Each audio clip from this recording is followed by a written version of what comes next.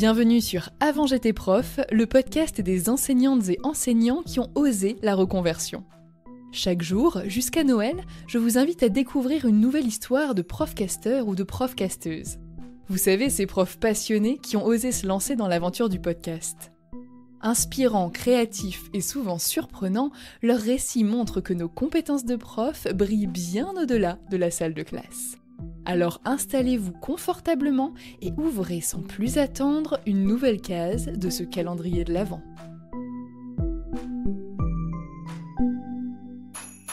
Bienvenue dans un nouvel épisode de OK Let's Go. En fait non, aujourd'hui t'es pas là pour écouter OK Let's Go. Aujourd'hui je suis invité. Les gars, comment ça fait plaisir d'être invité dans un podcast, mais laisse tomber. Tu l'as compris, je suis spontané. Et moi je m'appelle Naïm. Je suis enseignant et je sais pas si c'est important en fait de dire de quelle matière je suis enseignant. Bon, si tu veux savoir, je suis enseignant d'économie-gestion. Si tu sais pas ce que c'est, t'imagines un couteau suisse et voilà ce que j'enseigne. J'enseigne la cuisine. Non, j'enseigne pas la cuisine, mais j'enseigne plein de choses. Ça peut aller du droit au management en économie. Et là, il m'est irrésistible de penser à une phrase des inconnus dans le Paris. Quand on enseigne 3 matières, c'est qu'on n'est pas foutu d'en enseigner une. Alors, je suis désolé, je parle du nez. Je suis malade, complètement malade. Mais ça va, hein, on n'est pas à plaindre. Et comme tu l'as compris, je suis spontané. Et c'est vraiment l'objectif de mon podcast. Alors, apparemment, je dois parler du podcast. On m'a posé Florence du podcast Avant j'étais prof.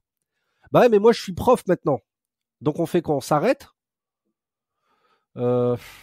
J'arrête le podcast alors, parce que ça compte pas du coup. Non, je déconne. On va continuer le podcast. Mais moi, je suis pas crédible, vu que je suis prof. Mais Florence, elle m'a posé des questions. Et du coup, je vais y répondre. Mais moi, je sais pas répondre à des questions. Tu vois, d'habitude, je fais des épisodes de podcast sur le fait de passer des concours. Tu vois, ça s'appelle OK Let's Go. Et en gros, j'aide des gens qui veulent passer des concours. Tu vois, quels qu'ils soient. Pourquoi? Parce que j'ai fait ça avant, pendant des années. D'abord en associatif, si je puis dire, et après en ligne, tu vois. Et je me suis dit, tiens, et si on parlait de ça, ça peut être sympa, vu que les gens, ils sont au bout de leur vie. Et du coup, j'essaye d'apporter de la joie, de la gaieté et de la méthodologie. Alors, attends, je vais regarder les questions, parce que, pardon, hein, je suis... le titre, c'est fait. Le sujet, je t'en ai parlé. La durée, ça va de 6 à 30 minutes. Ça dépend de ce que j'ai mangé. Écoute, ça dépend de mon état. Ça dépend de si j'ai des trucs à dire. Ça dépend de mes coachings, parce qu'en vérité, je me nourris aussi de ça, tu vois. Et puis voilà, la périodicité. Mais quel est ce mot?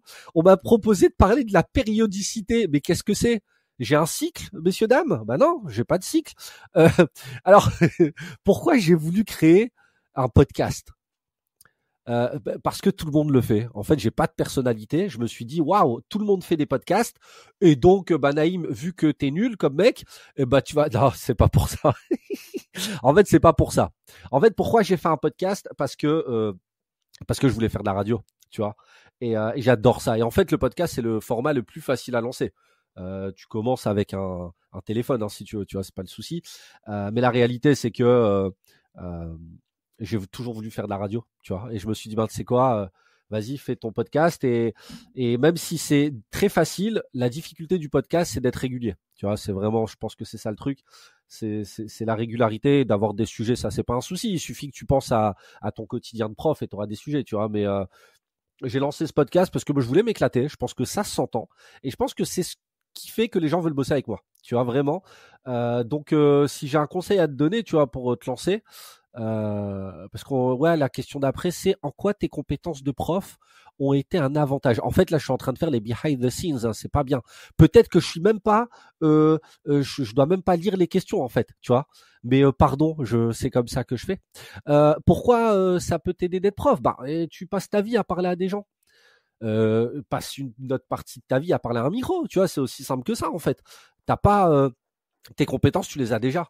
En tout cas, j'espère. Si tu fais preuve de pédagogie en classe, ce que je souhaite pour tes élèves et pour toi aussi, tu fais la même chose, sauf que tu parles à ton micro. Et en plus, tu es beaucoup plus libre parce que tu n'es pas cadré par un programme, tu es cadré par ta créativité. Et non, il suffit pas d'être créatif, je pense pas l'être. Je suis juste spontané. Je pense que ça fait 3 fois que je le dis, ça va faire présomptueux là. Je vais arrêter. Je suis pas spontané, je suis moi-même. D'ailleurs, sois toi-même dans le podcast. Parce que tous les autres sont pris. N'essaye pas de faire du Florence. Parce que Florence, elle a sa personnalité. N'essaye pas de faire moi, tu me connais pas de toute façon, donc voilà, ça sert à rien. Mais voilà, peut-être que tu vas être aussi spontané, je sais pas. Qu'est-ce que ça m'a apporté le podcast depuis que je l'ai lancé? Je l'ai lancé, je crois, je sais plus, en juillet. Là, je dois être à 35 épisodes, un truc comme ça. Je faisais 2 épisodes par semaine, après je me suis calmé, parce que je suis papa, tu vois, faut pas déconner. Mais qu'est-ce que ça m'a apporté? Ça m'a. Tu sais quoi, c'est ouf parce qu'il y a des gens qui me découvrent à travers les plateformes de podcast. Ça, c'est un truc de ouf. C'est une vraie fierté, c'est-à-dire que il y a des gens qui m'ont envoyé des mails. Je sais pas comment ils ont trouvé mon mail d'ailleurs. Et ça m'a fait peur. Et ils ont trouvé mon numéro de sécu. Non, je déconne. Ils ont trouvé mon mail et ensuite ils m'ont envoyé des mails. Je veux bosser avec toi. Je veux passer l'agrégation avec toi. Vas-y, mec. Il n'y a pas de souci. Donc ça m'a permis de faire de chouettes rencontres. En plus, voilà, de comment dirais-je, de prendre de l'argent. Pardon, hein, c'est très capitaliste. Mais moi, je suis convaincu que il y a rien de plus beau que d'avoir une bonne intention dans le travail et d'être payé pour ça. Et je pense pas qu'il faut forcément une dichotomie entre les deux. Tu vois, pendant des années, j'ai aidé des gens gratuitement. Et aujourd'hui, je suis super fier d'être payé pour ça. C'est génial. Franchement, c'est génial. Et je te souhaite de faire ça aussi. Ça se trouve, tu as plein de compétences. De toute façon, à partir du moment où tu es prof, tu développes plein de compétences. On va pas se mentir, si tu as un master MEF, il va te servir à une chose. Ton ego. Mais à part ça, je vois pas. En tout cas, à mon sens, c'est pas très valorisable sur le marché de l'emploi, que je connais très mal. De toute façon, je m'appelle Naïm. Qu'est-ce que tu veux que je fasse sur le marché de l'emploi? Mais ce que je, mais ce que, mais ce que je veux dire, c'est que oui, ça m'a apporté plein de choses. Et puis, tu sais, moi, je fais des trucs à côté pour avoir un équilibre. C'est-à-dire que le quotidien du métier peut être je veux pas dire ah non, ça serait pas cool de dire abrutissant parce que ça serait mal perçu et il me faudrait plein de temps pour développer cette idée-là. Mais je trouve que la monotonie du travail et le découragement croissant des élèves de promo en promo fait que malheureusement, moi j'ai besoin d'autre chose pour m'épanouir. Tu vois, je m'épanouis dans ma classe. Je trouve encore le moyen de le faire. Je pense pas que ça va durer encore longtemps, je suis très sincère avec toi, mais force est de constater que ouais, les activités à côté me permettent de kiffer l'aventure et de faire un truc qui me ressemble, tu vois. Je suis comme je suis là dans mes classes, je peux pas être comme ça en conseil de classe ou face à des parents qui me connaissent pas, donc c'est un petit peu c'est un petit peu compliqué. Si toi tu penses à te lancer, moi je te pose une question toute simple. Est-ce que à travers ton podcast, tu as le sentiment de pouvoir aider des gens? Moi, c'était mon intention de base en fait. Tu vois, je me suis même pas dit je vais vendre un produit à des gens, hein, c'est les gens qui sont venus à moi. Mais à la base, vraiment, hein, je t'encourage à le faire si tu penses que tu peux aider ne serait-ce qu'une personne à travers ton écoute en fait. Et c'est ça qui est génial, c'est-à-dire que tu auras des retours insoupçonnés et surtout il faut pas que tu aies une appréhension vis-à-vis de ça. Faire un podcast, tu vois, c'est un exercice continu. Le premier podcast que j'ai fait, j'avais fait plein de contenu avant, donc c'était très facile. Mais le premier contenu que j'ai fait, j'ai galéré ma race en fait. Et là, tu vois, je te parle comme si on était à la terrasse d'un café et je suis convaincu que ça te va, tu vois. Il y a des moments où je sais être très sérieux et je montre que j'ai une expertise. Il y a des moments où je suis, la plupart du temps, plus relâché. En réalité, je dois contenir ça tout le long du podcast, tu vois. Mais kiffe. Regarde, la vie, elle passe tellement vite, en fait. Ça se trouve, ce projet-là, tu l'as depuis des mois et qu'est-ce que t'attends, tu vois? Qu'est-ce que t'attends? La vie va tellement vite et peut-être qu'un jour on n'aura plus l'opportunité de faire des choses aussi simples. C'est très facile aujourd'hui de faire un podcast, vraiment. Tu t'enregistres, tu mets sur une plateforme, celle que tu veux. Si tu veux, viens me voir, j'ai un lien affilié, pardon Florence, ça c'est mon petit placement de produit capitaliste, mais non, c'est plus sérieusement, te prends même pas la tête. Kiffe, kiffe et en fait, moi je veux que tu retiennes un truc sur la création de contenu. C'est que, tu vois, j'ai commencé par une chaîne YouTube, j'ai fait des vidéos que personne ne regardait. Ensuite, un pote m'a dit, viens sur Instagram, j'ai fait des vidéos que personne ne regardait. Et aujourd'hui, en fait, on me propose plein de choses. Et je te le dis avec beaucoup d'humilité et beaucoup de gratitude, hein.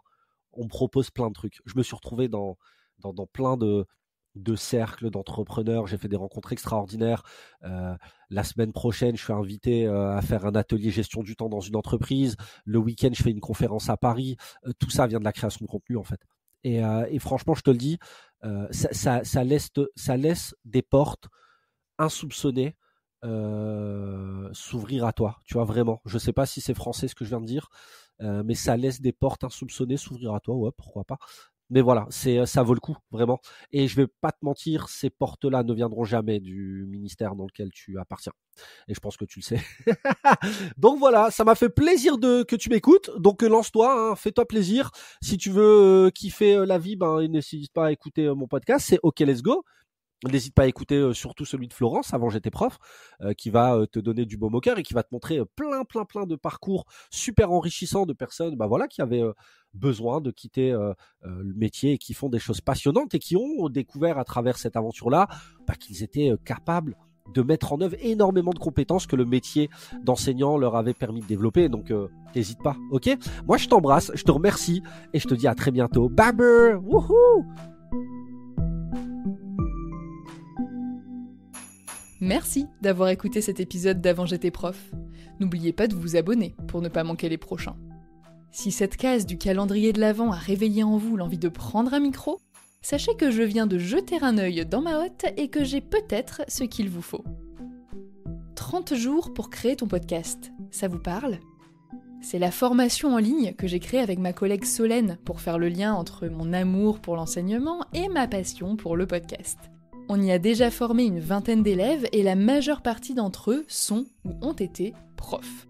On y propose 30 leçons, 30 exercices, des tutos, des templates et une communauté privée pour vous aider à avancer pas à pas dans la création de votre émission. Thématiques, formats, identité sonore et visuelle, matériel et logiciel, enregistrement, hébergement, diffusion, statistiques ou encore communication, tout cela n'aura bientôt plus de secret pour vous. Pour en savoir plus, rendez-vous sur le site formationpodcast.podia.com et comme c'est bientôt Noël, j'ai glissé une petite surprise dans la description de cet épisode. Chaque prof invité dans ce calendrier possède un code promo que vous pouvez utiliser. Ainsi, vous bénéficiez de 10% de réduction sur l'intégralité du programme tout en soutenant un profcasteur ou une profcasteuse. L'accès au programme est illimité, mais le code promo, lui, disparaîtra à peu près en même temps que vos bonnes résolutions, c'est-à-dire au 31 janvier. En attendant, prenez soin de vous, profitez des fêtes et rendez-vous demain matin pour ouvrir une nouvelle case de votre calendrier de l'Avent.